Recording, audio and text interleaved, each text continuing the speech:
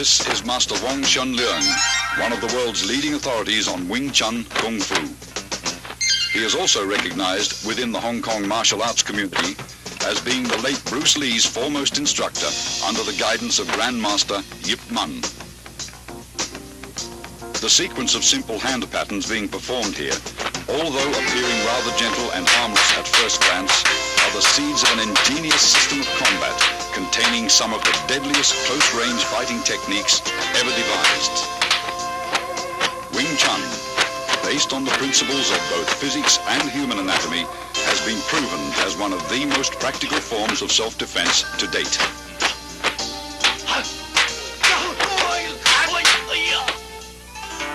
Grandmaster Yip Man was responsible for Wing Chun's world fame. The text you see here, written by him, is the entire history of this southern Chinese system which he introduced to Hong Kong from his native province, Guangdong. The roots of the art go back to the famed Shaolin Monastery, which for centuries was the hub of Chinese martial arts. During the Qing dynasty, Manchu troops killed most of the Shaolin warrior monks and burned down their monastery. Among the few survivors was a Buddhist nun, Moy, who took refuge in the White Crane Temple at Tai Leung Mountain. There, according to legend, she created a system of Kung Fu after being inspired by watching a crane and fox in combat. She then taught her deadly art to a woman, Wing Chun, whom the style has been named after. Yip Man, the fifth-generation master who died in 1972, openly propagated what was once a secret style in order to preserve the art from extinction. His disciple, Bruce Lee, credits Wing Chun for being the basis from which his own modern style, Jeet Kune Do, evolved. Wing Chun is a very effective system due to its scientific approach to combat. The style's sophisticated fighting principles are based on both simplicity and the theory of economy of motion or conservation of energy. All the techniques are designed to be structurally faster than other fighting methods, as well as more efficient.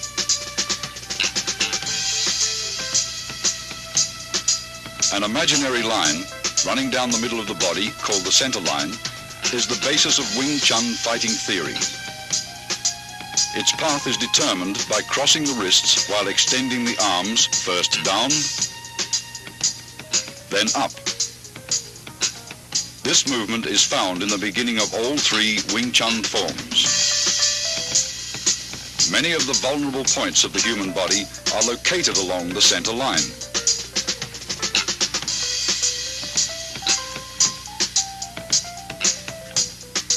Thus, Wing Chun's offensive theory stresses attacking an opponent's center line. Attacking either to the left or right of his center line, your force will be dissipated if he rolls with the blow. Attack his center line and he must absorb the strike's full impact. All Wing Chun's offensive techniques, in particular the straight punch, which is the style's major weapon, begins from the center line.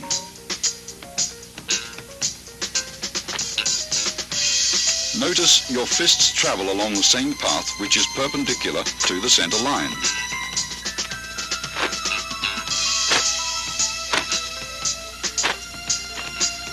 Wing Chun punching is always direct, since the shortest distance between 2 points is a straight line. Your fist originates at your center line and is delivered directly to his center line. In general, your opponent's nose is the target.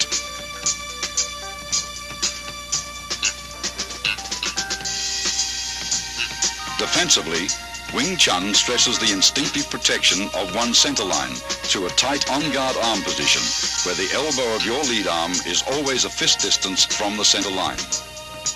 Never is the elbow out, since you are left exposed. Though your arm moves to block, your elbow remains a fixed axis.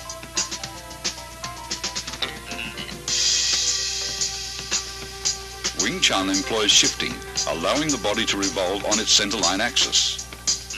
Defensively, shifting helps you roll with punches that may get by your blocks.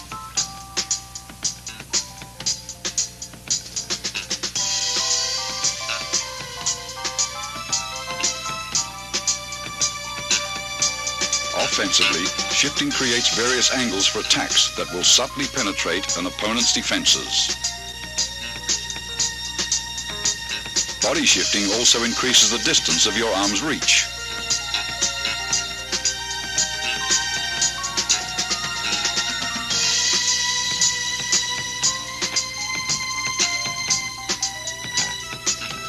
Shifting quickly magnifies punching power, since tremendous force is generated from sudden torque in the waist and hips.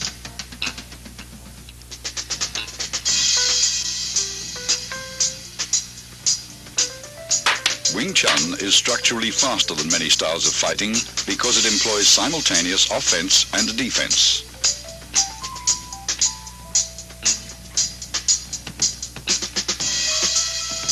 Block and attack should not be separated into two motions. Wing Chun's block and attack is executed in one motion. After striking out, the fist automatically blocks when retracted.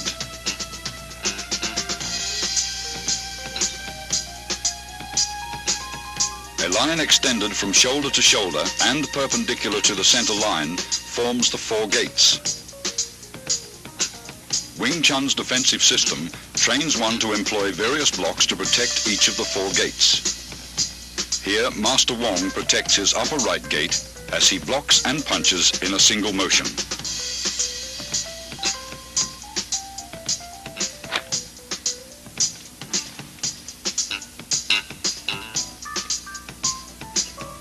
Alternate simultaneous blocks and punches protect both your left and right upper gates.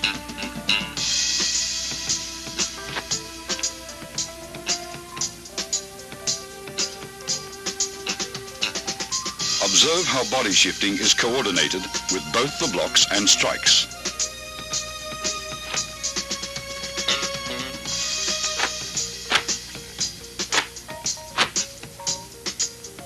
Master Wong demonstrates defense of the upper gates against an opponent's multiple punches.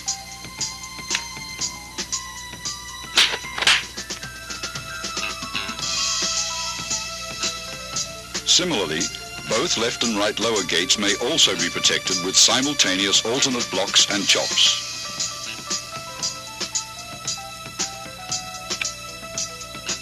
Observe how the arms move in unison.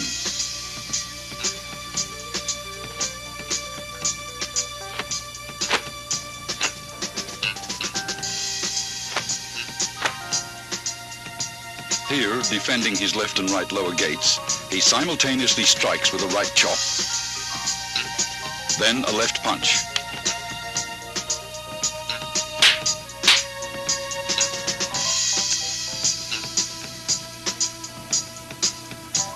Whenever possible, grab, pin, or immobilize the opponent's arm to gain control and prevent him from attacking.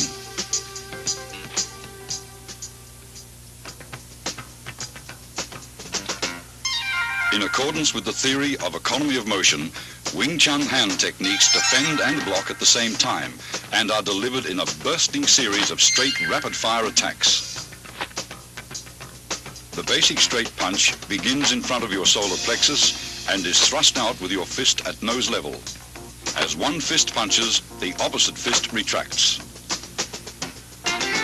Notice the wrist snapping action, unique to Wing Chun.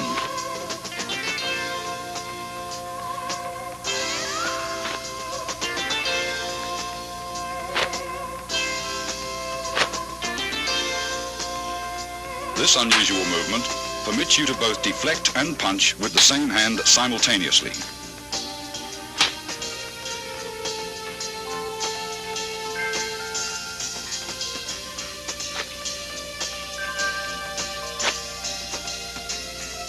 It also creates a powerful shocking force, even from short distances, as seen demonstrated by this 1-inch punch. Execute finger thrusts like punches and keep your fingertips stiffly together. Finger thrusts are either aimed at an opponent's eyes, or as seen here, to his throat.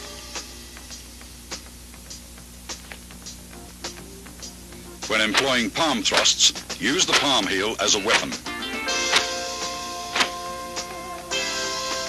Palm thrusts directed under an opponent's nose are very effective.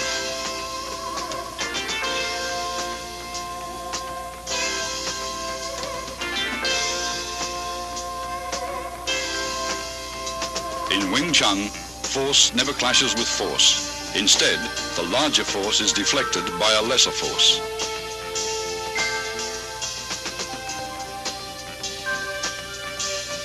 Tan Sau employs the thumb side of your forearm to block. At completion, your elbow returns to the fixed elbow position, 1 fist distance from your center line. Rotation of the forearm and the palm's abrupt upward twist generate power.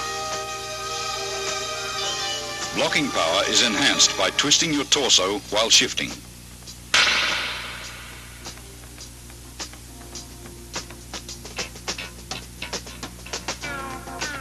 Yun Sau, excellent for training wrist flexibility, is used for changing hand position quickly in combat.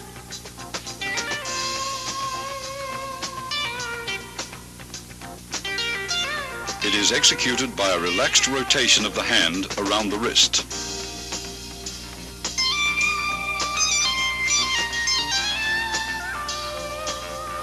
This same hand, used to encircle the opponent's attacking arm, can also be used to attack.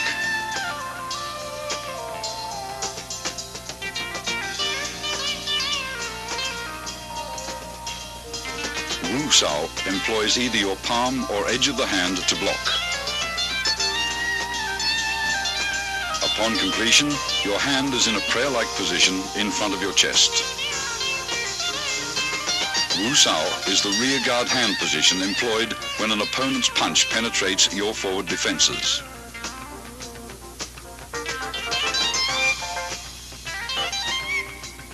It is employed either to block outward with the hand's edge or inward with the palm.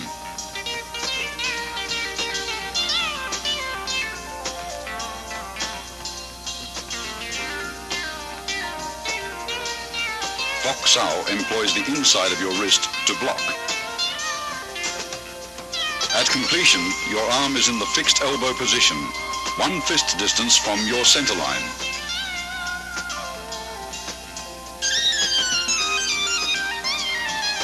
Bok Sau is important in sticking hands practice.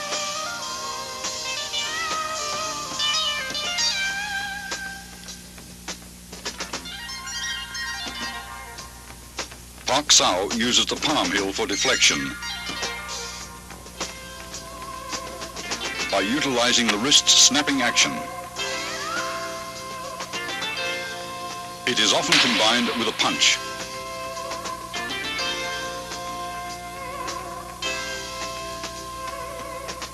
Jum Sau is an oblique downward chopping motion that employs the hand edge or forearm to block. Upon completion, the arm is in the fixed elbow position. The arm motion is slight, since the elbows stay close to the center line. Its effectiveness lies in body shifting.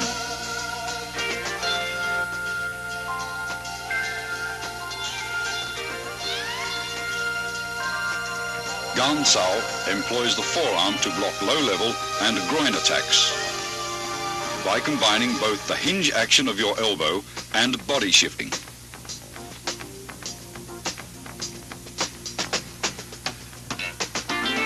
It is usually used to block kicks.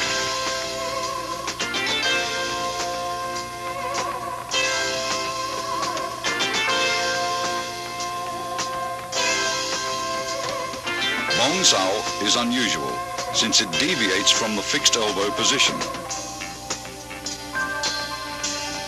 It is performed by a rolling motion of the forearm, which is the blocking surface. Coordination with torso rotation is important in Bong Sau.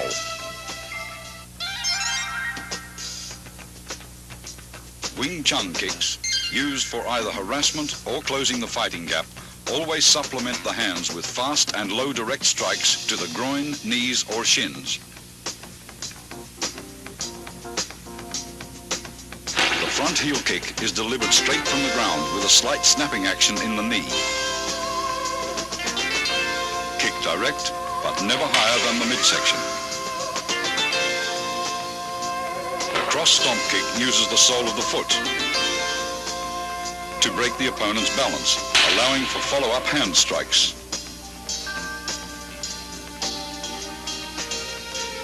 The low side kick is for stomping down with the heel or sole of the foot. Master Wong employs a side kick to his opponent's inner thigh as a harassment.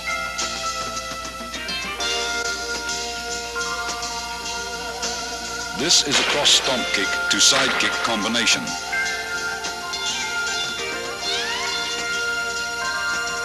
As the opponent evades the stomp kick, Master Wong follows up with a side kick to the midsection.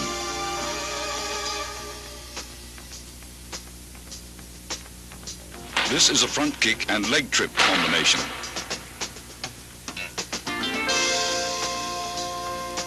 After his front kick is blocked, Master Wong follows the blocking force and uses his leg to trip the opponent.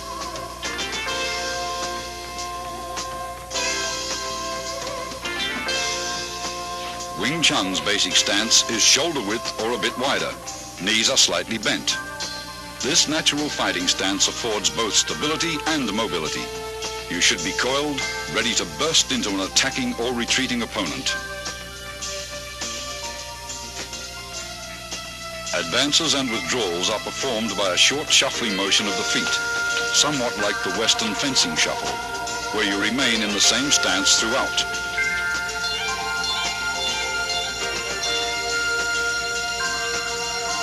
To advance, the front foot first steps forward about 6 inches, then the rear leg slides forward.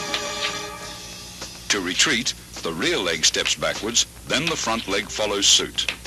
When advancing, spring off the rear leg. When retreating, spring off the front leg.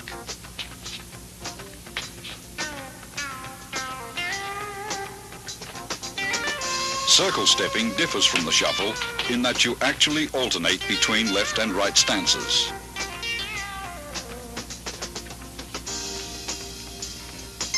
To advance, your rear foot slides forward using a circular motion, while the other foot slides up into a natural stance position.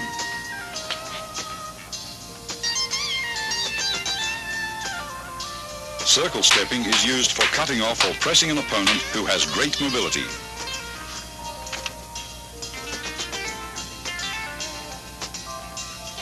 A wall bag filled with dried beans or sand is an essential training aid for developing power.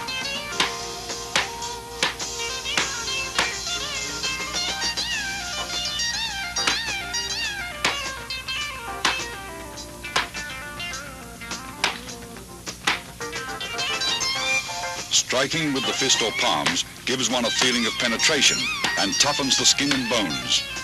Train slowly and gradually.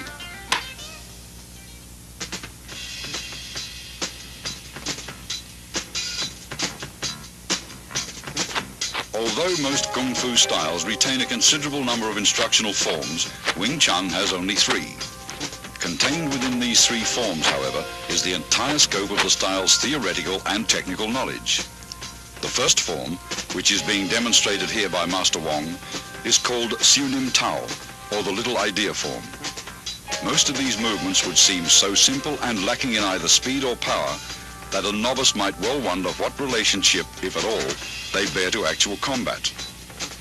Regardless of appearances, Siu Lim Tau is the foundation upon which the entire Wing Chun system was built.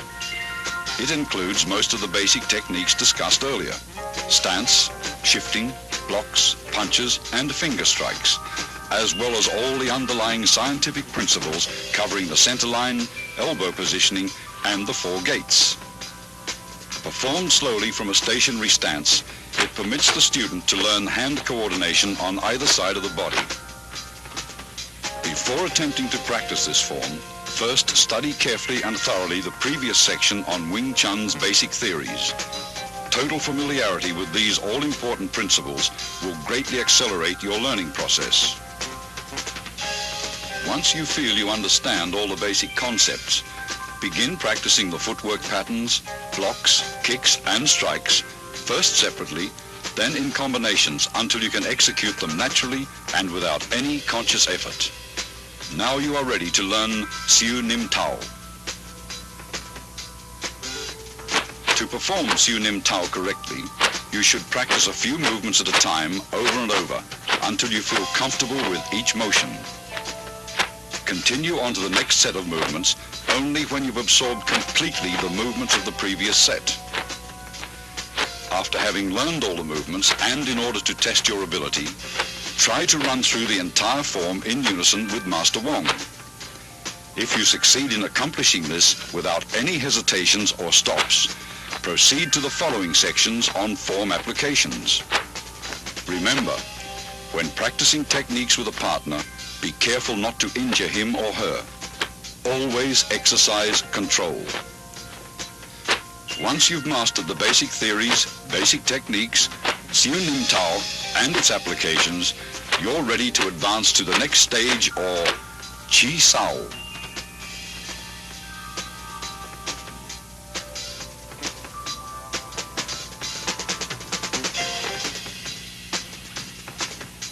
Tan Sao, or the palm-up block, uses a sudden forearm twist at the end of the movement for increased effectiveness.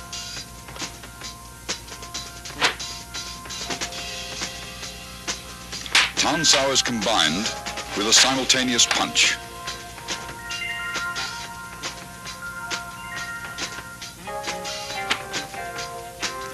Hyun Sao, or the circling palm, is used after blocking to encircle your opponent's arm.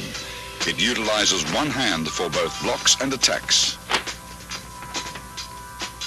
After encircling the opponent's arm, a palm thrust follows naturally. Pak Sao, or the palm slap, is effective for upper gate defense. It is best combined with a head slip or body dodge. The downward palm block is used against attacks to the lower gate.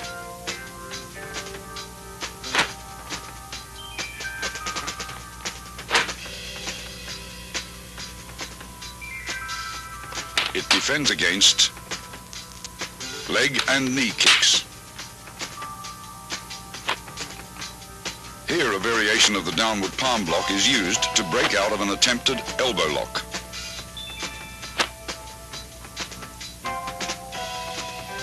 A shoulder and forearm shrug can repel an attacker.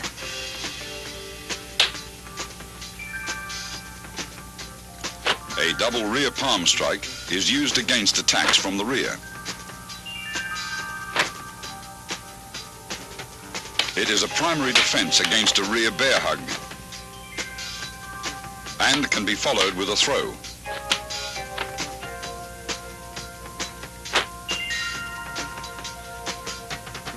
The double knife-edge chop can be adapted for practical application.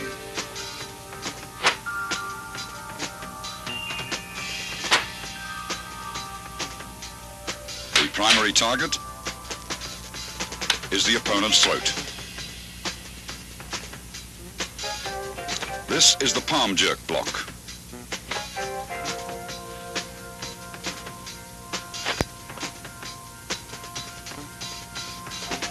A sudden jerk effectively destroys an opponent's balance. Here, a palm jerk block is followed immediately by an eye thrust with the same hand.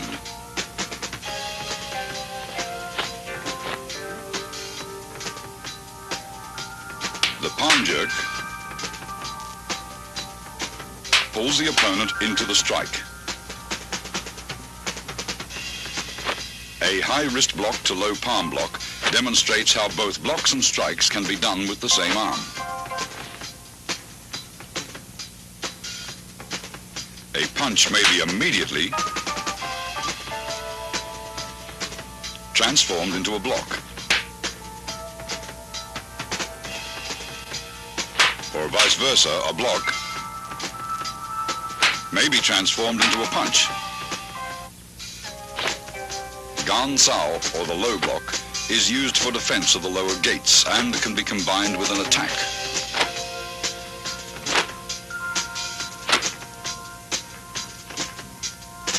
Here it is used along with a knife hand strike.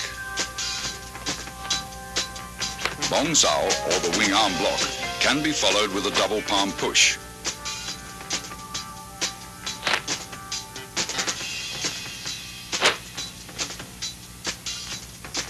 Master Wong blocks,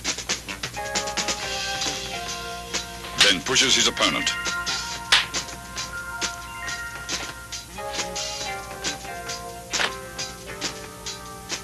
This is a palm jerk in combination with a palm thrust.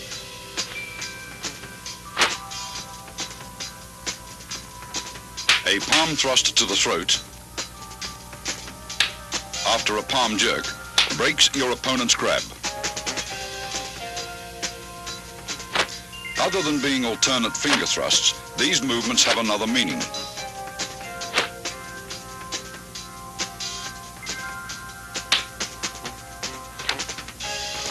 They can be utilized for breaking out of a grab. After the break, they may also be used to strike.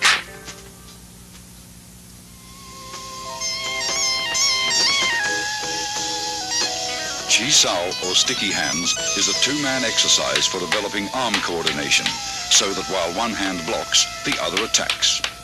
It also promotes tremendous sensitivity in the arms, thereby allowing one to instinctively determine the direction of an opponent's force and develop the quick reflexes needed to direct that force with a minimum of effort.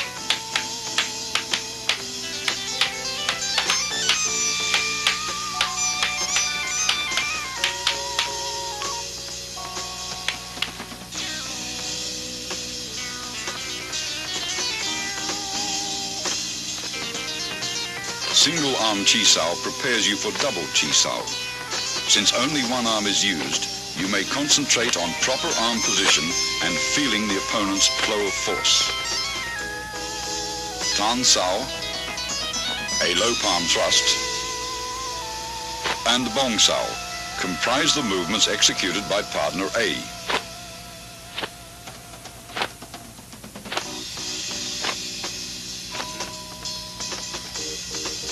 Jam Sau, a straight punch, and Fok Sau comprise the movements executed by partner B to match those of partner A.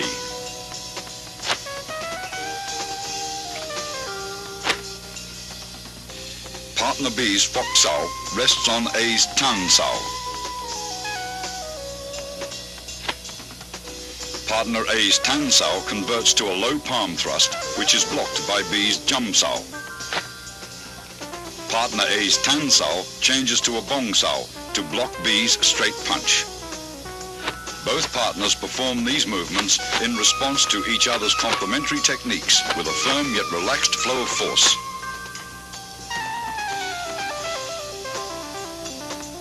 After achieving proficiency with single arm Chi Sau, begin double arm Chi Sau. The first stage is Pun Sau, or rolling hands.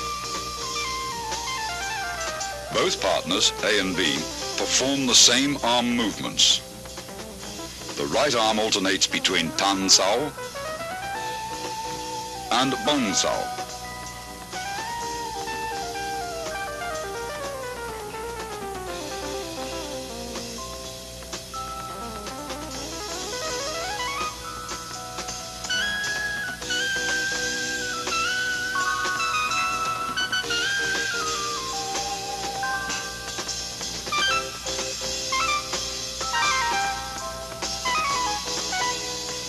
The left arm remains in a Fok Sau position, which in turn alternates from a high to a low position.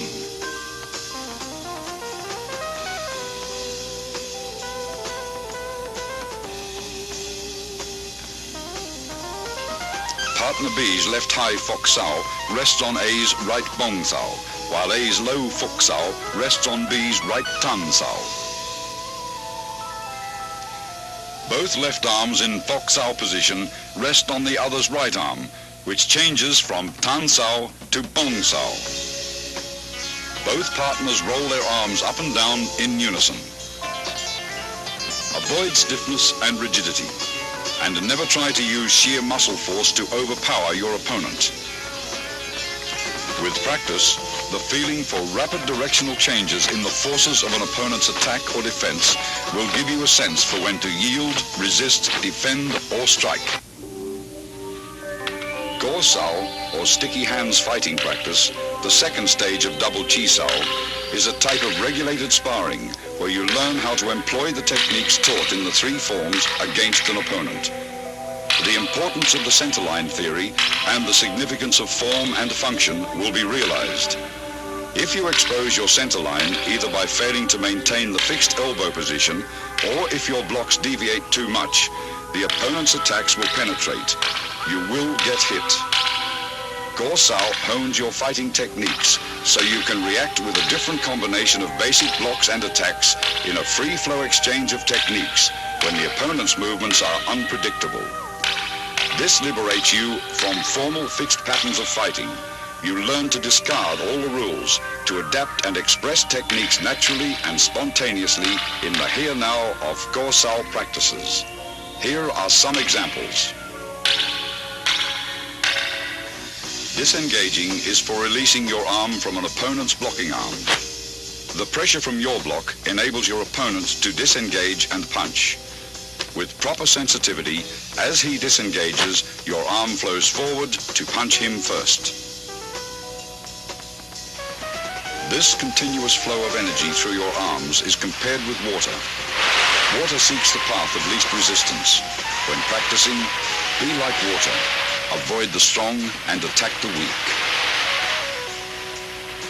A constant forward pressure towards your opponent's centerline is the secret to Go Sau.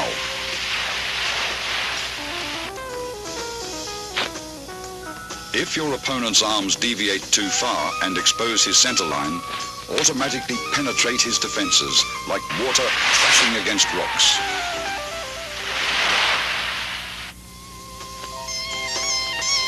As Master Wong detects his opponent's right Tan Sau has deviated too far from the centerline, his left Fok Sau changes into a punch to the opponent's solar plexus. Detecting Master Wong's forward force, his opponent blocks and traps his arms.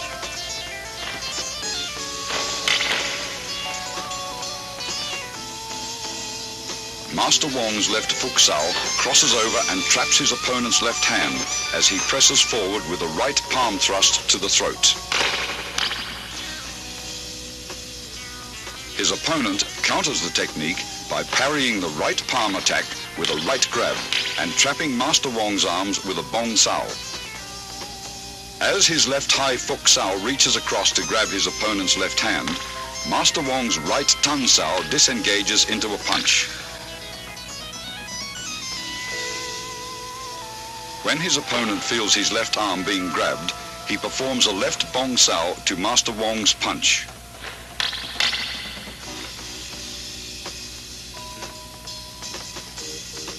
Master Wong's Pak Sau blocks his opponent's left arm and he slips in with a low palm strike. The opponent employs body shifting by pivoting to the right and dissolves Wong's forward rush as soon as he feels Wong's body advancing.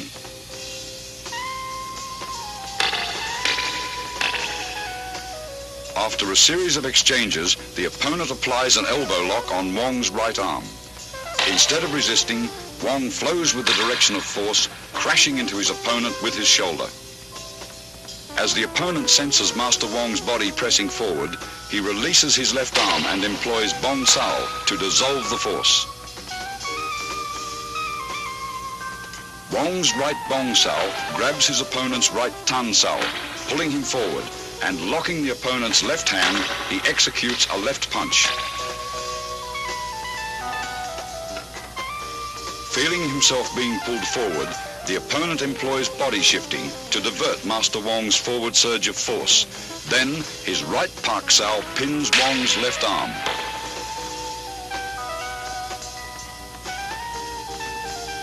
Sensing the opponent is preoccupied with hand techniques, Master Wong suddenly employs a straight heel kick to the midsection.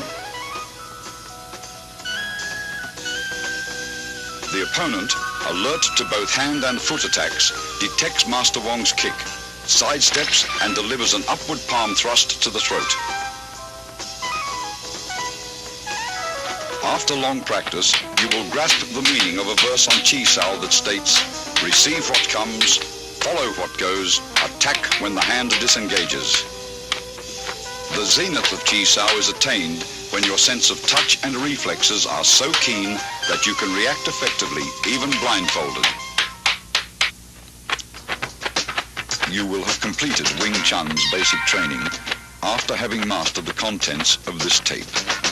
The more profound levels of the Wing Chun scientific system of combat, as contained within its second and third instructional forms, are to be covered in the following sequel.